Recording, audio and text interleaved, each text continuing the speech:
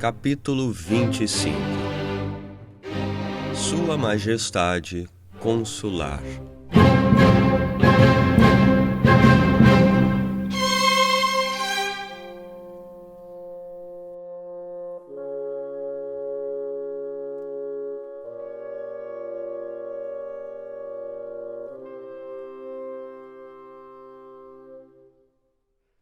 É certo que algumas de nossas ambulantes nudistas da moda pretenderam conquistar o conquistador do continente. Relatou o Times em 12 de janeiro de 1803. Que glória teria sido para este país se gabar de ter dado uma amante ou uma esposa para o primeiro cônsul. Seria necessário mais do que isso para manter a paz que muitos na Grã-Bretanha começavam a ver como pouco mais que uma trégua. 5 tratados foram assinados pelos dois países desde 1697 e apenas um durou mais de 10 anos.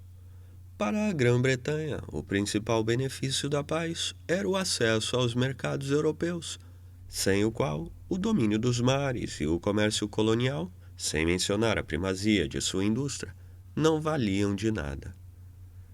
Pouco depois da assinatura do tratado, Cambacérès alertou Bonaparte de que sem a assinatura de um tratado comercial, a paz não duraria muito. Essa sugestão pareceu desagradá-lo. Ele observou.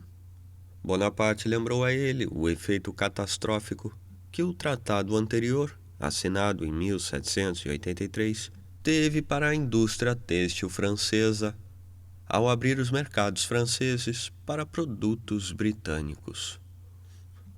Se ele desejava que a paz fosse duradoura ou não, é impossível de afirmar, mas sua incapacidade de ver um ponto de vista alheio significava que ele não queria desperdiçar tempo desenvolvendo bom relacionamento com a Grã-Bretanha, preferindo se concentrar em usar as oportunidades oferecidas pelo fim das hostilidades para reconstruir o poderio econômico e político da França. Bonaparte pode não ter sido um grande economista, mas compreendia uma coisa. Em paz ou não, França e Grã-Bretanha estavam em um conflito econômico. Em tempos de paz, os manufaturados britânicos tinham preços menores que os franceses, o que prejudicava a indústria da França, especialmente no setor têxtil. Em tempos de guerra, o domínio britânico dos mares causava estragos no comércio exterior francês.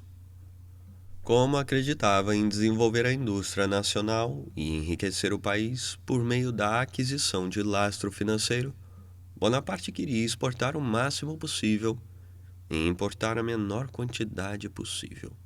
Isso o inclinava ao protecionismo, no que ele era apoiado por muitos de sua entourage, como um ministro do interior, Chaptal, um químico por formação e grande defensor da indústria têxtil. Tendo em vista a possibilidade de uma nova guerra, a França precisava se munir de fontes de matérias-primas e de mercados que estivessem além do alcance da Marinha Real. Isso parecia possível, uma vez que grande parte do continente estava, em maior ou menor medida, sob controle francês, o que por sua vez sugeria que era desejável ligar essas áreas à esfera econômica francesa e desenvolvê-las em benefício da metrópole.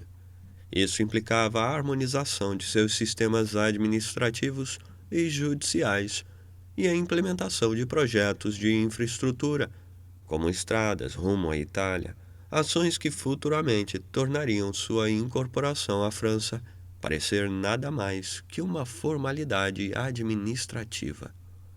O Piemonte, por exemplo, ligado pela nova estrada de Simplon, se tornaria essencial para o centro manufatureiro de Lyon e vice-versa.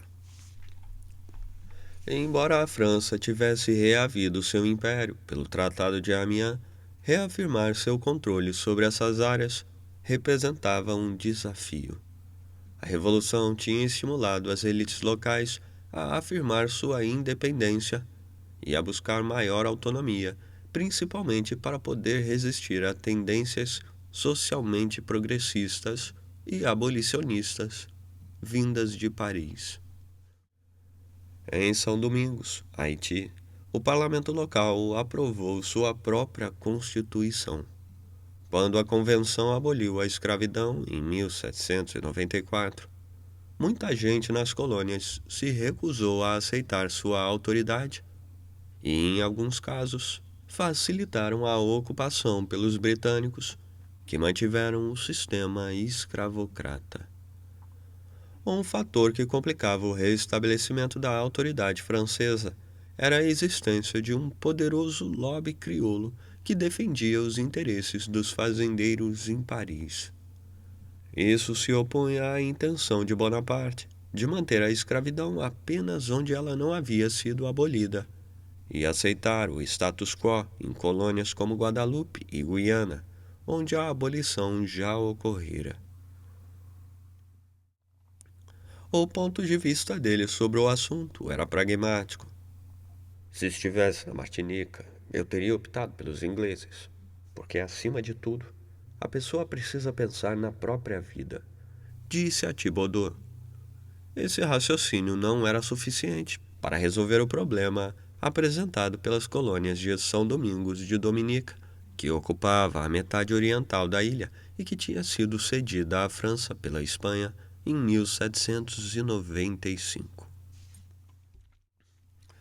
Quando a Revolução eclodiu, São Domingos produzia 3/4 de todo o açúcar importado pela Europa, além de grandes quantidades de café e anil.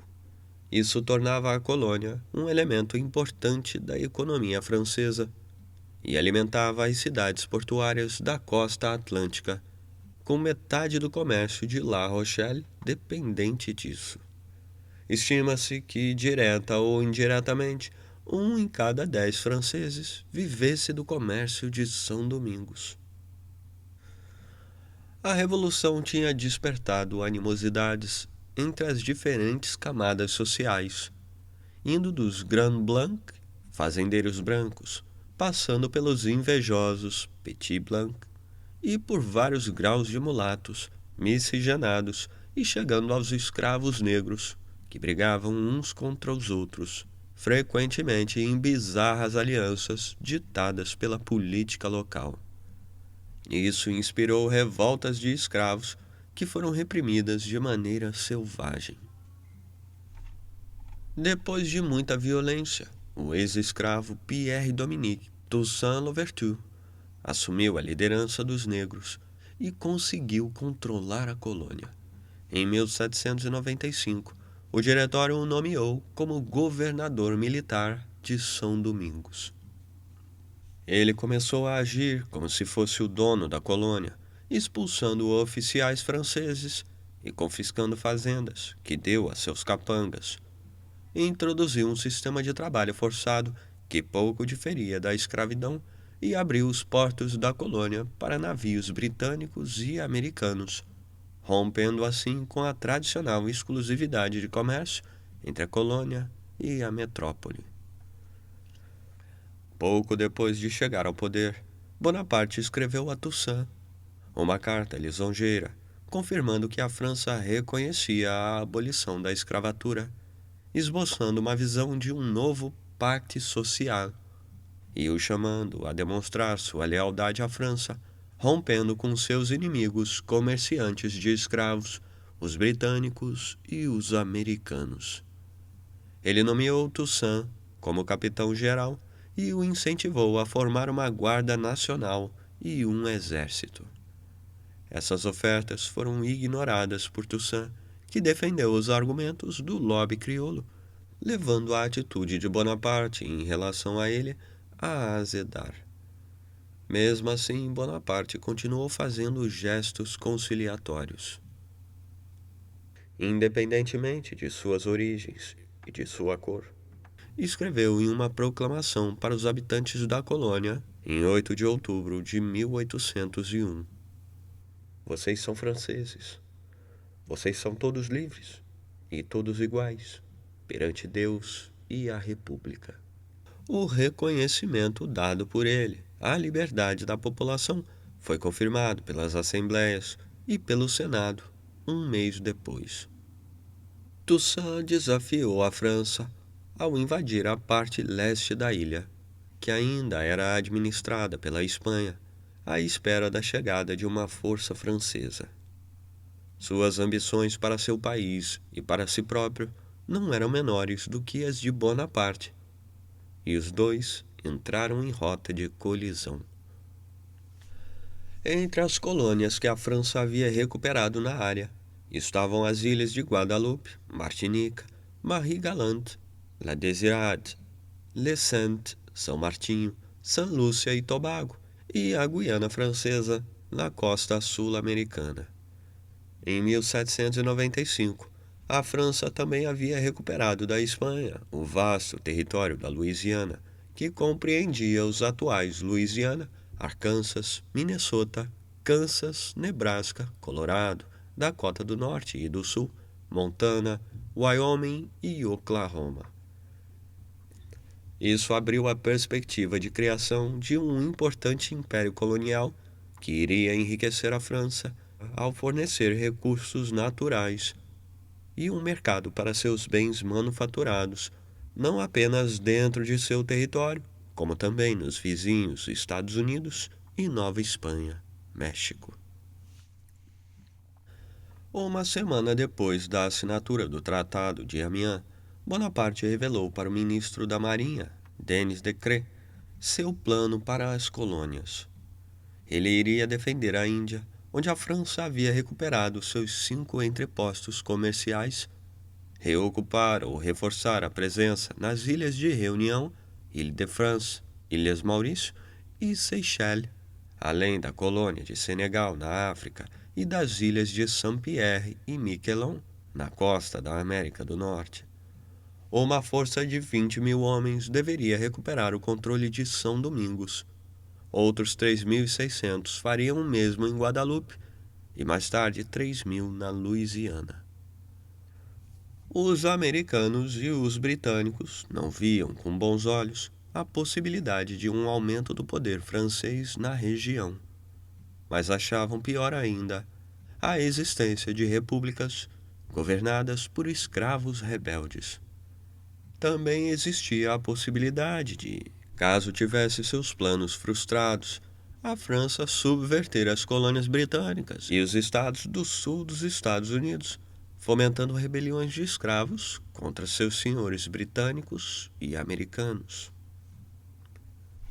Bonaparte entregou o comando da expedição de São Domingos para o marido de Pauline, General Leclerc, que tinha um bom histórico não apenas como soldado, mas também como administrador, primeiro de Marsella, depois de Lyon.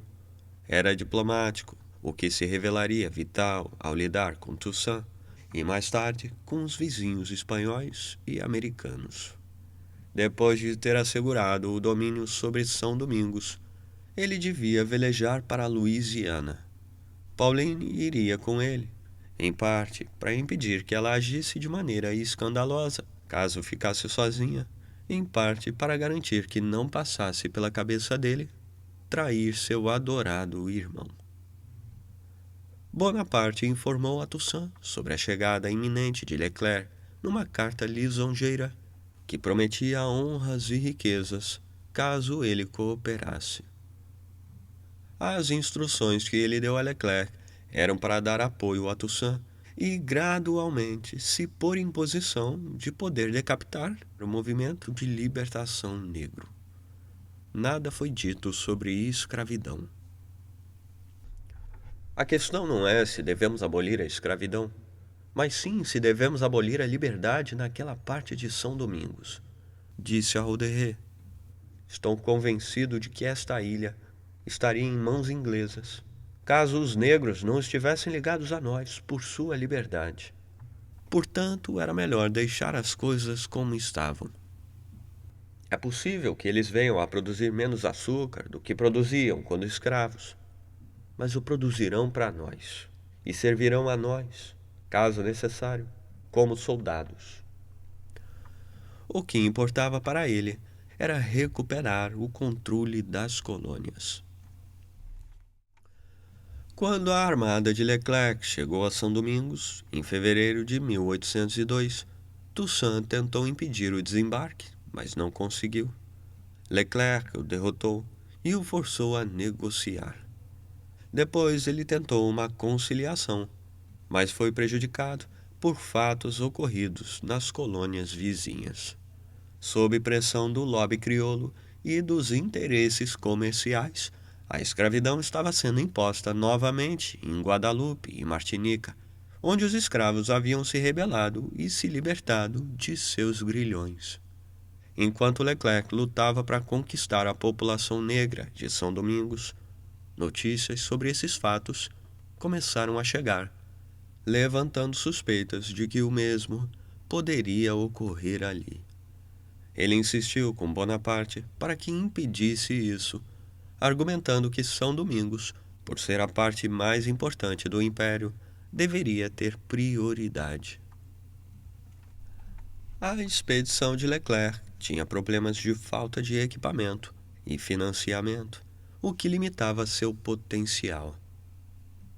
Mas nada disso se comparava à ameaça representada pela febre amarela. Um mês depois do desembarque, cerca de 3.500 homens tinham sido vitimados pela doença, e não demorou para que a taxa de mortalidade chegasse a 1.000 por mês. Os reforços não davam conta de repor os mortos. Em setembro de 1802, dos 29.000 que haviam partido da França, restavam apenas cerca de 10.000, dos quais aproximadamente 6.000 estavam hospitalizados. As hostilidades tinham recomeçado, e Leclerc fez o que pôde para se mover em meio à complicada política interna com o intuito de dividir a liderança dos negros. Ele conseguiu capturar Toussaint, que foi enviado para a França e mantido prisioneiro como traidor da República no Forte de Joux, em Jura, onde morreria de tuberculose em 7 de abril de 1803. Exatamente 3 meses antes, Leclerc sucumbiu à febre. Maldito açúcar, maldito café, malditas colônias! Bonaparte explodiu ao saber da notícia. A essa altura, a expedição tinha custado a vida de 4 outros generais de divisão, de 12 generais de brigada e de 30.000 militares de patentes diversas.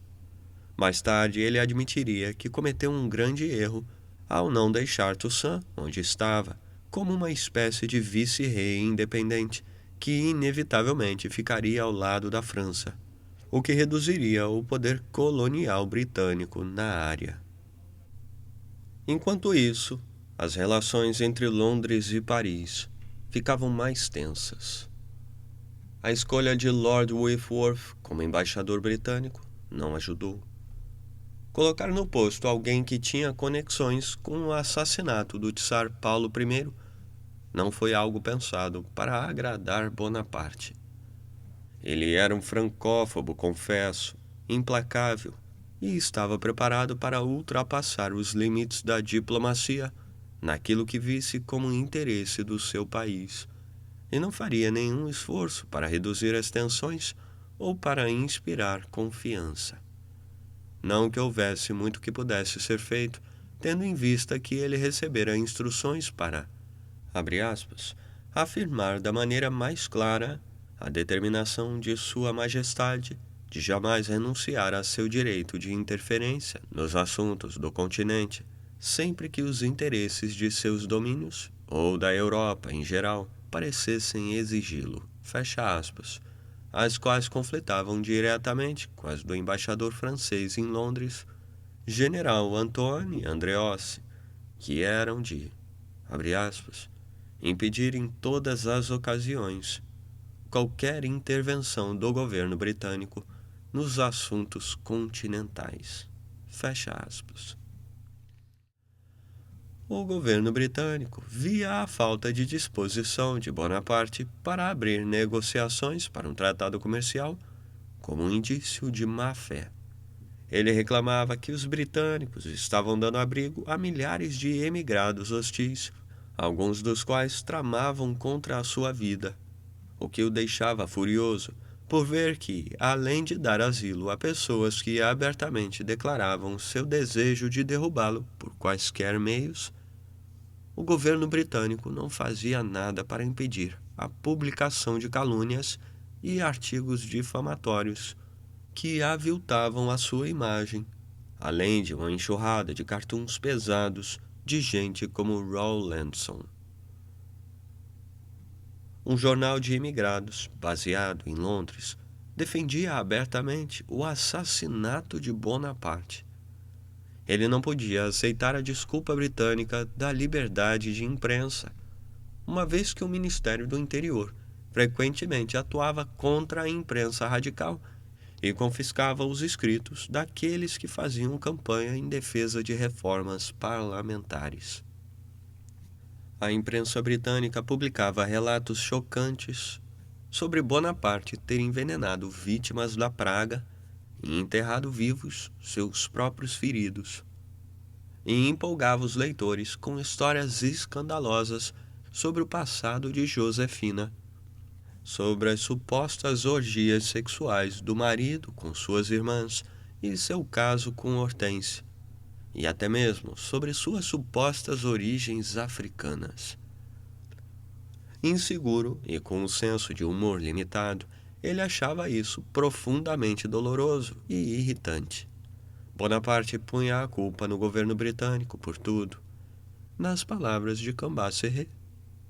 Ele tinha a estranha convicção de que a maior parte da população da Inglaterra tinha uma boa disposição em relação a ele. Houvera um grande sentimento pró-França na Grã-Bretanha na década de 1790, motivado pelo movimento em favor de uma reforma parlamentar e pelas políticas excessivamente repressivas do governo de Pitt, mas isso tinha evaporado e dera lugar a um novo espírito de antipatia e beligerância, em grande medida como consequência do comportamento de Bonaparte. Ele havia presumido que o retorno da paz significava que a França poderia retomar a busca de seus interesses internacionais, sem ter de pensar no efeito de suas ações sobre a opinião pública britânica. Em agosto de 1802, a Dieta Imperial se reuniu em Ratisbona, como estipulava o Tratado de Lunéville entre a França e a Áustria, para reorganizar o que restara do Sacro Império Romano. Bonaparte, como sinal de cortesia e para neutralizá-lo, convidou o Tsar Alexandre para participar como co-árbitro. Mas foi Bonaparte, por meio da ação de Talleyrand, que recebeu significativas propinas de todos os envolvidos, quem decidiu tudo. O Papa foi convencido a conceder os principados bispados de Maine, Colônia e Trier para a França, e o de Hainaut para a Áustria, que o entregaria a Ferdinando de Habsburgo como compensação pela Toscana, que agora havia se transformado na Etrúria. Os governantes que perderam território para a França na margem esquerda do Reno foram compensados às custas de outros na Alemanha. Pelo recesso imperial de fevereiro de 1803, 3 eleitorados, 20 principados-bispados, 44 abadias, 45 cidades livres e vários estados menores, 112 no total, deixaram de existir, e cerca de 3 milhões de pessoas passaram a ter novos governantes. Ao atender suas reivindicações, Bonaparte agradou a Prússia e transformou Hesse-Darmstadt, Baviera, Baden e Württemberg em estados clientes franceses. O resultado foi uma considerável extensão da influência francesa, principalmente às custas da Áustria. Tudo foi feito de acordo com o Tratado de Lunéville, mas ao invés de ficar lisonjeado, o Tsar se sentiu ofendido, e o governo britânico viu o poder francês crescer de forma alarmante. o padrão continuava a se repetir. Como o tratado estipulava que todas as forças militares francesas deveriam deixar a República da Batávia, Holanda, Bonaparte engendrou uma crise política que levou o governo holandês a requisitar sua permanência. Para piorar, o antigo governante da Holanda não recebeu o pagamento da compensação financeira que lhe havia sido prometido. O exército francês também permaneceu na Etrúria. Em setembro de 1802, Bonaparte transformou o Piemonte e a ilha de Elba, ambos adquiridos pelo Tratado de Lunéville, em departamentos franceses, e não pagou as indenizações que haviam sido prometidas ao rei da Sardenha. Somado à transformação da República Cisalpina em República Italiana, tendo Bonaparte como presidente, isso significou uma consolidação do poder francês na Itália, que era inaceitável tanto para a Áustria quanto para a Grã-Bretanha. Foram as ações de Bonaparte na Suíça que mudaram a atitude da opinião pública britânica. Ironicamente, tratava-se de uma área em que a Grã-Bretanha não era nada inocente, já que vinha usando o país como ponto de interceptação de comunicações e como entrada para agentes secretos, além de também fomentar no local um sentimento anti-francês. A Suíça também estava funcionando como um ponto conveniente de entrada na França para os exércitos da Áustria e da Rússia. Não consigo ver um meio-termo entre um governo suíço bem organizado e amigável com a França e a saída total de cena da Suíça. Bonaparte explicou a Talleyrand. No outono de 1802, as tensões entre as autoridades pró-francesas da República Helvética e os reacionários anti-franceses se transformaram em conflito armado. Um lado apelou por apoio francês, o outro pelos britânicos. A opinião pública na Grã-Bretanha respondeu defendendo aquilo que supunha ser o partido que tinha a independência como bandeira, e o governo britânico se sentiu compelido a agir. Antes que pudesse fazer isso de maneira eficaz, o exército francês havia restabelecido a ordem e a crise estava encerrada.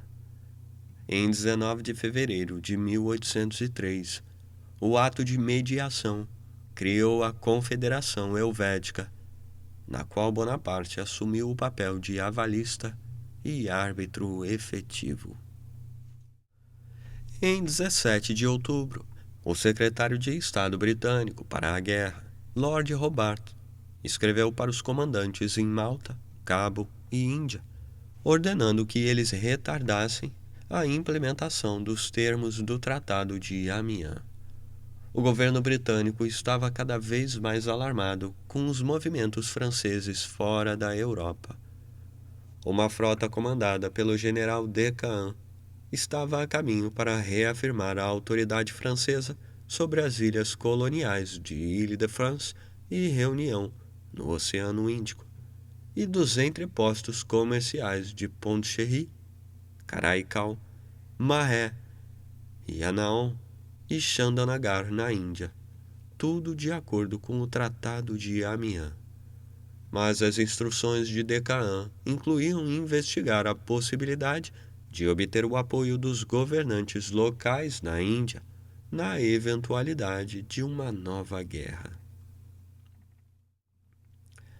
Bonaparte havia enviado o general Brune como embaixador à corte otomana, o general Sebastiani para o Egito e a Síria, e o general Cavaignac a Mascate. Ele abriu relações com o Pachá de Trípoli, com o Bey de Tunis e com o Dey de Argel, e estabeleceu consulados franceses em todo o Oriente Médio. Uma grande gafe foi a publicação do relatório de Sebastiani, em que ele sugeria que seria fácil expulsar os britânicos do Egito e reocupá-lo. Talleyrand e o embaixador francês em Londres, Andreosse, disseram que o relatório era mera especulação, e Bonaparte tentou aplacar o indignado Whitworth. Mas a essa altura, qualquer confiança que pudesse ter existido desaparecera. A Grã-Bretanha viu ameaçado seu monopólio na Índia e suspeitou de planos imperiais franceses para o Mediterrâneo. Os britânicos não podiam tolerar que o centro bancário de Amsterdã e os portos holandeses ficassem em mãos francesas. O comércio britânico sofria, com a França impondo tarifas sobre importações, não somente no território francês, mas também em todas as áreas que controlava, como a Holanda e grande parte da Itália. Quando pressionado sobre Malta, que os britânicos deveriam devolver a Ordem de São João, o chanceler Lord Hawkesbury declarou que só faria isso caso a França evacuasse o Piemonte. Whitworth ficou exposto a uma dura crítica de Bonaparte, que ressaltou que o Piemonte não tinha nada a ver com o Tratado de Amiens e que havia sido cedido à França por um outro tratado de que a Grã-Bretanha não era parte. Os relatórios enviados por Whitworth de Paris eram consistentemente desfavoráveis a Bonaparte, muitas vezes tomando fofocas como fatos. Ele estimulou o medo de uma invasão que tomou conta da Grã-Bretanha em março de 1803, ao exagerar a quantidade de soldados franceses estacionados na Holanda. Em 8 de março, o gabinete britânico decidiu alistar mais 10.000 marinheiros e organizar a milícia, um movimento provavelmente pensado como uma demonstração de força para Bonaparte. Só o que conseguiu foi provocá-lo e levou Whitworth a tomar uma segunda bronca em uma audiência diplomática em 18 de março de 1803. Ao longo dos 2 meses seguintes, ambos os lados travaram uma disputa sobre a questão de Malta, propondo diversas soluções. Bonaparte sugeriu que a Grã-Bretanha entregasse a ilha à Rússia, à Prússia ou até mesmo à Áustria, depois que a Grã-Bretanha mantivesse Malta por 10 anos, desde que os portos de Otranto e Taranto, em Nápoles, permanecessem sob ocupação francesa pelo mesmo período, e assim por diante.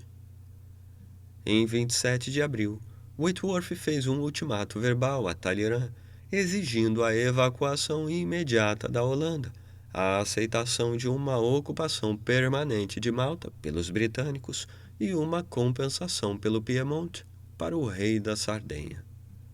Ele se recusou a pôr isso por escrito, o que significava que poderia ser um blefe. Ele levou a temperatura ao informar que Massena lhe dissera que Bonaparte estava prestes a invadir Hanover, Hamburgo, Nápoles e a Sardenha. Pode ter sido pura fofoca, mas Bonaparte, aos 33 anos, bancava o fanfarrão e não demonstrava a menor disposição para recuar.